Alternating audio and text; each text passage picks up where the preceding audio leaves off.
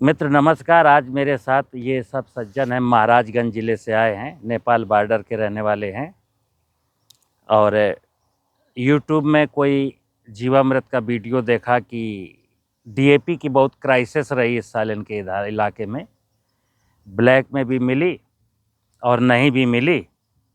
तो जैसा कि मैं अक्सर कहता हूँ कि अगर मैं धरती माता को ठीक से समझूंगा तो फिर डीएपी, पोटाश, जिंक, सल्फर की ज़रूरत नहीं है। और कार्बन जब मैंने बढ़ा देंगे ज़मीन में, ह्यूमस बढ़ा देंगे, तो फिर नाइट्रोजन की भी ज़रूरत नहीं है। रोज़ ये बात मैं कहता हूँ किसानों से कि डर निकाल दीजिए। अभी हम सबके दिमाग में डर बिठाया है किन्होंने? जिनको आपके साथ बिजनेस करना है। जिसको बिजनेस आपके साथ करना है, किसान की गाड़ी कमाई का पैसा लूटना है, तो वो आपको डराते हैं, ठीक है ना? जैसे चिकित्सा विज्ञान में हैं, आप तो मतलब बुद्धिजीवी हैं।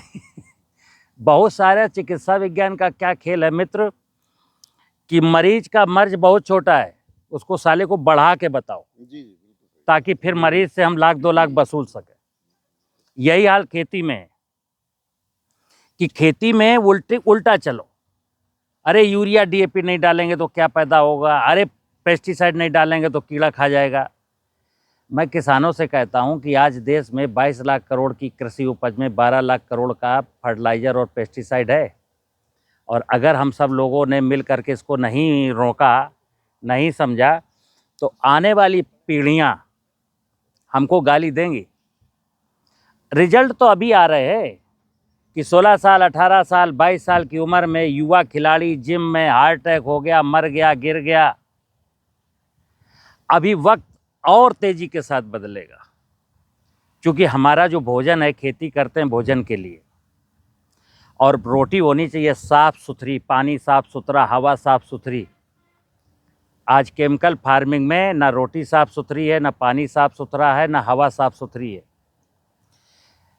देश में जितनी भी समस्याएं हैं, चाहे किसान कर्ज में डूबा हो, चाहे लोग बीमार हो रहे हों, चाहे बेरोजगारी की समस्या हो, सबका एक ही समाधान है, धरती माता को स्वस्थ करना, प्रकृति को समृद्धशाली बनाना। प्राकृतिक खेती में क्या है? प्रकृति को जितना खूबसूरत हम बना सकते हैं उतना बना दें। इसी का नाम है समृद्धि। जहाँ समृद्धि है, सुख शांति वहीं है। और अभी क्या हुआ? हमने प्रकृति को पूरा खराब कर दिया। धरती को जो 1% ह्यूमस होना चाहिए उसको घटा के कर दिया 0.3। धरती के नीचे पानी जो 25, 30, 40 फुट पर होना चाहिए उसको ले गए साला 200 फुट, 250 फुट, 500 फुट। जंगल का एरिया जो होना चाहिए उसको खेतों की मेड़ों के पेड़ काट दिए। पेस्टिसाइड डाल करके केंचुआ, दीमक, तितली, मधुमक्खी, मेंढक सब नष्ट कर दिया, चिड़ियाँ गायब हो गईं। देखो मित्र, जमीन की एक बायोडाइवर्सिटी है, यानी जमीन में रहने वाले बहुत सारे जीव जंतु हैं, माइक्रो ऑर्गेनिज्म, और बहुत सारे जीव जंतु, और जमीन के ऊपर रहने वाले बहुत सारे कीड़े मकोड़े, इन सबको बायोडाइवर्सिटी कहते हैं। एग्रीकल्चर साइंस ने कहा कि खरपतवार मारना है तो आप खरपतवार मारने लगे, समस्या में फंस गए। फिर कहा इल्ली मारना है तो इल्ली मारने लगे, इल्ली मरी नहीं, तितली मर गई। लोगों ने कहा माहू मारना है तो माहू मरा नहीं, मधुमक्खी मर गई। दीमक मारना है, दीमक मरी नहीं, केंचुआ मर गया। तो जिनको मार रहे थे पेस्टिसाइड डाल करके, उनमें कोई नहीं मरा। आप नज़र उठा के देख लेना, ना तो मैं किसी बीमारी को ख़त्म कर पाया, ना किसी इंसेक्ट को ख़त्म कर पाया, ना किसी खरपतवार को ख़त्म कर पाया। हाँ, ये ज़रूर है, ये सब करते करते हम कर्ज में डूब गए और हम खुद बीमार होकर के अस्पताल में चले गए। बस यही मिला है। तो मैं कहता हूं कि किसान को कभी भी डरना नहीं है, केवल एक चीज से डरना। मैं कहता हूं भगवान से डरो यार, किसी से मत डरो, केवल भगवान से डरो।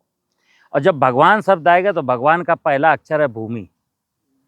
भगवान के बारे में अभी धर्म गुरु भी क्या करते हैं? डराते हैं कि विष्णु श्राप दे देगा, शंकर जी रुष्ट हो जाएंगे, ब्रह्मा जी नाराज हो जाएंगे। ऐसा हम समझें जरा, भूमि भगवान का पहला अक्षर है भूमि। भूमि का मतलब है धरती माँ। ग से गगन है, गगन का मतलब है आकाश। वा से वायु और आ से अग्नि, सूरज, ये फसल जो है फोटोसिंथेसिस किसकी अनुकंपा से कर रही? सूर्य भगवान की अनुकंपा से। सूरज की रोशनी में ही हमको खाना बना रही है फसल। तो भगवान का पहला अक्षर है भूमि। और भूमि के बारे में बता दूं आपको, जो पंच महाभूत है ना, भूमि, गगन, वायु, अग्नि, नीर। देखना, गगन, वायु, अग्नि और नीर, ये चारों देवता कहते हैं ना, देवों के देव महादेव। चार देवता निरंतर धरती माता के लिए लगे हैं। कैसे? सूरज की रोशनी से समुद्र का पानी उड़ रहा है, किसकी अनुकंपा से? सूरज की व्यवस्था से। और कहाँ का आकाश मार्ग से जा रहा ऊपर।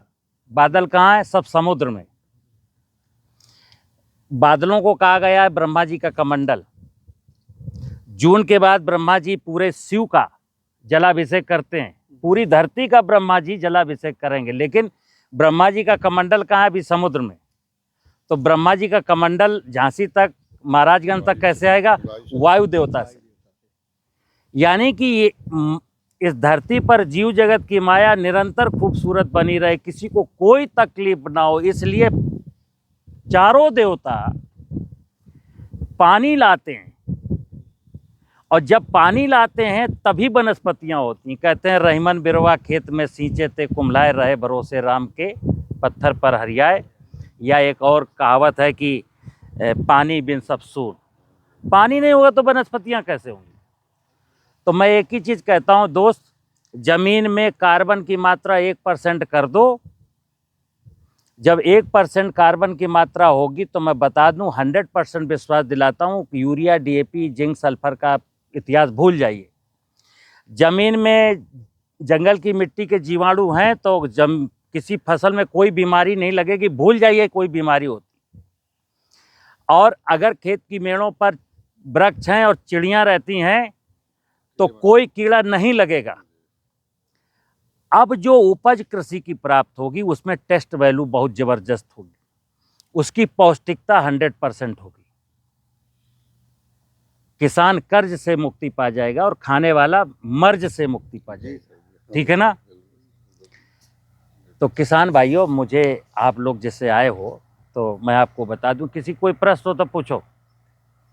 जैसे धान में और क्या गेहूं में कोई भी कोई इसकी दवा न डाली जाए? खरपतवार के लिए बताया कि जैसे देखिए, इस चने में, इस मटर में खरपतवार आपको दिखाया है, दिखाई देगा है। जो खरपतवार उगा हो और इस चने के ऊपर आ रहा हो उसको हटा दीजिए। नीचे जितने हैं वो सब फायदेमंद है। तो जैसे खरपतवार 1 एकड़ जमीन में मान लो हमको 5 लाख खरपतवार दिखते हैं, तो उसमें से 15-20 हज़ार केवल उखाड़ने, हमको शेष पड़े रहने दीजिए। वो तो आपको हेल्प कर रहे हैं, मदद कर रहे हैं। सर एक चीज पूछा, जैसे ये आप लगा रखे हैं पेड़, हाँ, तो ये पेड़ जैसे बड़े होंगे, हाँ, तो क्या उसकी छाया से हाँ, इसमें असर देखो पड़ेगा? समझ, किसान भाई कहते हैं कि किसानों ने जो खेत की मेड़ों के पेड़ काटे, उनका कहना ये है कि साहब पेड़ के नीचे फसल नहीं होती थी। हम खेती में अक्सर कहते हैं, खेती में अपने दिमाग का इस्तेमाल करिए। जिस छाया में अब फसल नहीं होती है उसी छाया में हल्दी होती है, हल्दी होती है जी। अदरक होती है। हाँ जी, तो किसने कहा यार गेहूं बो? उस पेड़ के नीचे जहाँ छाया पड़ रही है वहाँ हल्दी बो दो, अदरक बो दो। अन्यथा वो पेड़ भी तो एक फसल ही है। देखिए, पेड़ के बारे में लोग कहते हैं, लेकिन मैं कह दूं, पेड़ आपको ऑक्सीजन देता है, पेड़ आपको छाया देता है, पेड़ के पतझड़ से कार्बन मिलता है, पेड़ बरसात लाता है, पेड़ के रास्ते से वर्षा का पानी नीचे जाता है, पेड़ों में चिड़ियाँ रहती हैं। पेड़ों की वजह से आप खेत में रह सकते हैं। जिसके खेत में कोई पेड़ नहीं होगा, खेत में बैठना नहीं चाहता। ठीक है ना? तो वृक्ष की तो महिमा अपरंपार है। वृक्ष को मित्र आप दुश्मन मत समझिए। वृक्ष हैं, वृक्ष नहीं रहेंगे तो जिंदगी नहीं रहेगी। जहाँ अब राजस्थान के बाड़मेर, जैसलमेर में जहाँ पेड़ नहीं है, तो वहाँ का किसान बहुत संपन्न है क्या?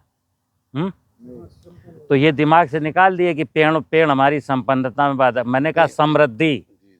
नहीं, एक चीज मैं ये कह रहा था, जैसे पेड़ के मान लीजिए कि अब ज्यादा पेड़ हों तो पूरा का पूरा ही जो है आप ये धान गेहूं तो नहीं लगा पाएंगे। अरे देखिए, पेड़ है ना जी, जब पेड़ों की कैनोपी होगी तो आंवला की फसल आने लगेगी, आम की फसल आने लगेगी। जब तक वो कवर करेंगे पूरी धरती को, तो आपको दूसरा इनकम का स्रोत नहीं मिल जाएगा। जैसे आजकल कुछ लोग ऑर्चर्ड लगाए हैं, तो क्या घाटे में है? आम का बगीचा वाला, आंवले का बगीचा वाला, मैंने खुद लगा रखा है हाँ। आम का बगीचा, और वही छोटे मतलब वो है तो कैनोपी करके उसको जो है। तो दोस्त, आपको उम्मीद है कि आपको ये विषय मेरा कुछ समझ में आया होगा। नमस्कार। पिट्टू बंद करो। ठीक है।